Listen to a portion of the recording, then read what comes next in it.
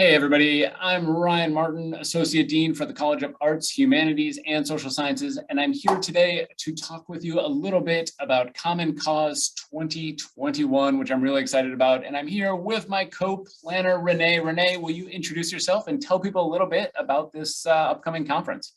Yeah, absolutely. Hi, I'm Renee Ettinger. I am the Assistant Library Director for Research and Outreach Services over at the UWGB Libraries. This year, Common Cause, I'm super excited for it. The theme is truth, information, misinformation, and democracy. And that is really so tightly tied to what we do in the land of libraries, just information literacy instruction and trying to help people sort through the avalanche of information that is out there, and especially like that information that is masquerading as the truth but isn't actually the truth. So I'm super excited for the conference. One of the things that I expect to learn so much about how other disciplines and other subjects are treating like the idea of information literacy, which is so near and dear to my heart as an instruction librarian. And as the session proposals are coming in, I'm just seeing all this really exciting stuff about how people are dealing with misinformation and, like social media hoaxes and just all sorts of different things in the classroom. So I'm super excited for our 2 days over at the Widener Center. Yeah, and that is November 29th and 30th, much of it over at the Widener Center, though some of it online as well for people who can't attend in person for some reason. Let's hit a couple of highlights, some things we're excited for. And Renee, I want to start with your talk because that is something I know I'm really excited for. Can you tell people about your presentation? Yeah, absolutely. So I've been working on a resource over here in the library, compiling different curriculums for news and media literacy through really K-12 and university.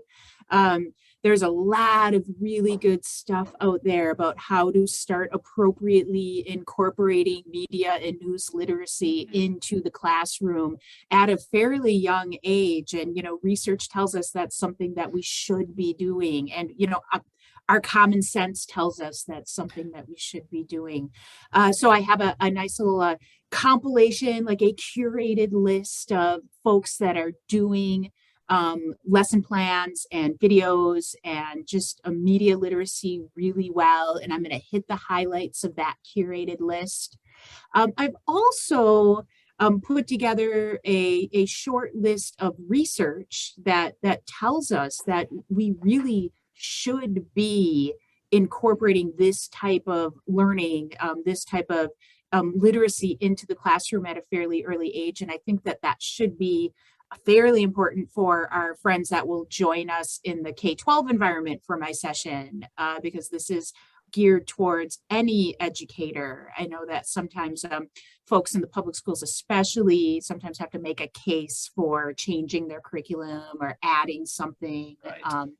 They have maybe a little less freedom to do that than we do here at the university. So I'm trying to get those resources in front of people and help them build the argument that those resources are important. That is really great. I'm super excited for that. A bunch of really, really great sessions over those couple of days from a bunch of programs in our college, including we've got a panel on the truth and storytelling, which I am really excited about. We've got some state representatives coming to talk a little bit about misinformation and how it impacts elections. Aaron Weinshank is going to be leading that session. I'm doing a session on social media scholarship that I am really excited about. Lots of good stuff coming from all over. A musical performance, I know. Lots of really cool stuff and interesting approaches to tackling this theme this year. I also want to mention our keynote because that is something else I'm really excited about. It's Dr. Cliff Ganyard. It is titled "The Truth is Out There: Conspiracy, Theory, and History." I got a little bit of a preview of this because he was a guest on the Cannonball podcast, which is coming out sometime this week. His talk is going to be the 29th, November 29th at 6:30 to 8 p.m. In Fort Howard Hall of the Widener Center, also streamed again if you can't be here. Just a ton of good stuff. Renee, any final thoughts before we give people more information about how to participate? Yeah, just that there's going to be like so much good programming over the course of the 2 days, online and in person. Some things I'm specifically excited for. There's going to be something on the whole Gamergate thing, which is like, I just love like tying the idea of information literacy into like real life issues that have been happening, and a lot of social justice topics. I'm excited about that. Ryan, I'm super excited for your talk, because one thing that I always try to hit home when I'm teaching information literacy skills is when you encounter information online, like check for the authority. Like, does that person actually know what they're talking about? So I love it when scholars get involved in social media and not just publishing their scholarly work, but like trying to make that consumable for the public. And that's a really important thing that more scholars should be doing. So I'm super excited for your talk. And yeah, it's going to be fun. Come join us. I agree. And I will, by way of a teaser for people, I will tell you that in my head, when I was planning this talk, it was really simple. And then of course, like anything, as I started digging into it, it got more complicated. And so I am hoping for some good conversation at that talk about how we approach this world as scholars. How do we handle the things? Because it's messy and it is complicated. So tons of cool stuff coming on, and you can learn more about all of this by going to uwgb.edu/common-CAHSS. So it's Common Cause, but cause is spelled CAHSS.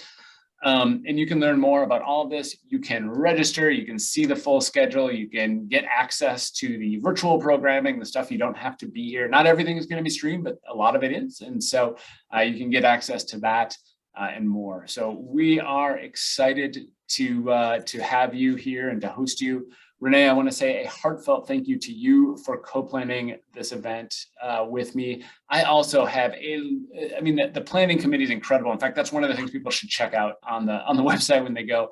There's too many people to name right now, but the planning committee is an amazing group of people who have worked really, really hard to put together what I think is going to be an amazing event. So thank you all so much for tuning in.